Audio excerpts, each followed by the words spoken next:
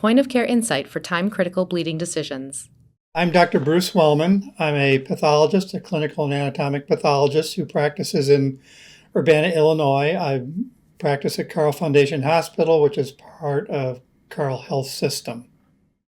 What are some of the biggest challenges hospitals face when it comes to managing major bleeding events?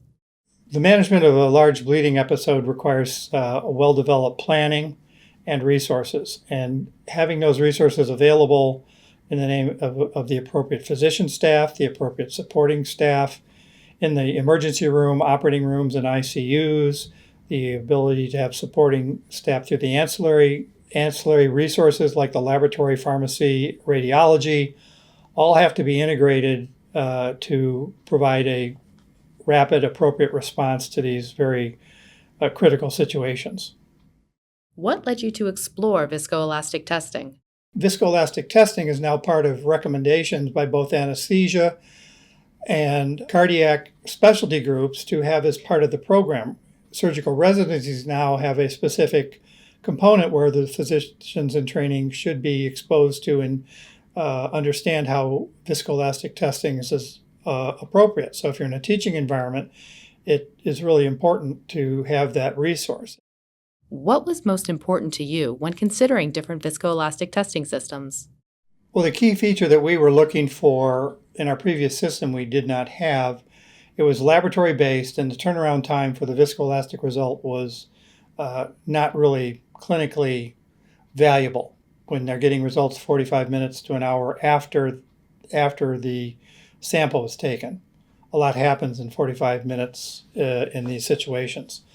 So it had to, number one, it had to be point of care. Number two, it had to be whole blood. You cannot have a sample that needs to be separated into plasma and red cells and then present to the machine in a critical care environment. The personnel aren't there.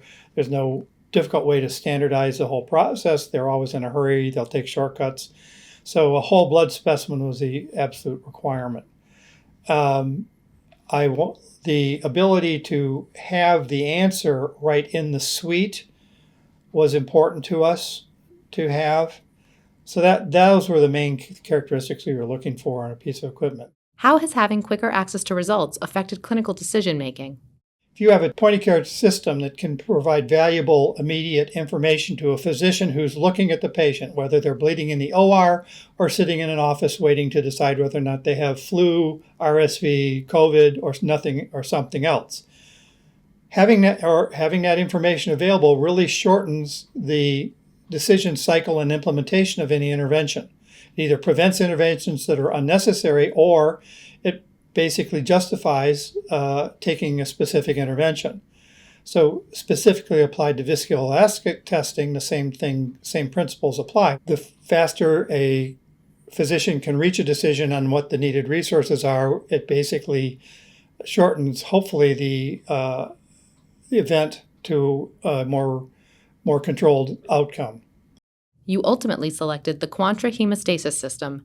How has it performed in real-world clinical use? We've used it 381 times this year so far across all types of trauma, bleeding situations in the environment. A few patients get multiple tests, so you can watch them over time and see how it changes with your resuscitation interventions. And so I think that's just part of the practice now. Where is the Quantra system being used across the hospital? We have instruments in emergency room, OR, and we also have them in the cardiac suite. So we have 4 different placements for the Quantra instruments, the Q Plus in cardiac and then the Q Stat in the ICUs, the emergency room, and a second place in the OR. By having the Quantra in the emergency room, in the operating room, and in the ICUs, the physicians have access to the same resource in 3 different environments. So they can ask one question and get the same answers as we go through a resuscitation event. I think that's important, the standardization of how the results are obtained and where they are located on the instrument. People aren't looking at different places on different instruments. The reporting format into Epic is standardized, so it basically comes out in a format that they can constantly see as a patient moves through the resuscitation cycle, given the patient moves around between these environments, that's real important for the receiving area to be able to quickly look at the information and have the current assessment of the most recent studies for the patient as they prepare to take on the next stage. Right now, they can look on the computer, and as soon as the blood transfusion is initiated, that information's there so they can see actually what components have been given. What types of facilities would benefit most from the Quantra system? I think it's most valuable if you have evidence that you're using excessive blood products. And what I think we've seen in the transfusion medicine area is that having a protocol and a focus on that has direct and indirect effects on the utilization.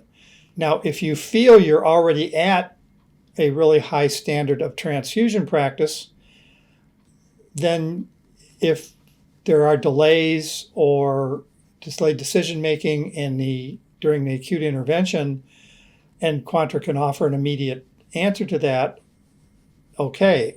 Some hospitals have set up laboratories immediately in the surgical area and reduce some of the turnaround time, although it's never quite as fast as a point-of-care viscoelastic test right proximate to the patient.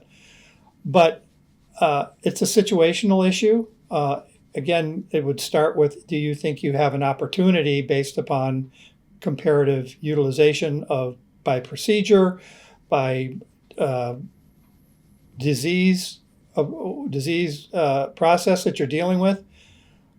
So that's why this isn't for everybody, but if you have a place where there is an opportunity, this is something to look at, is whether or not there's any sort of effect that is causing delay in care or delay in decision making. Then a viscoelastic intervention at the point of care would be important.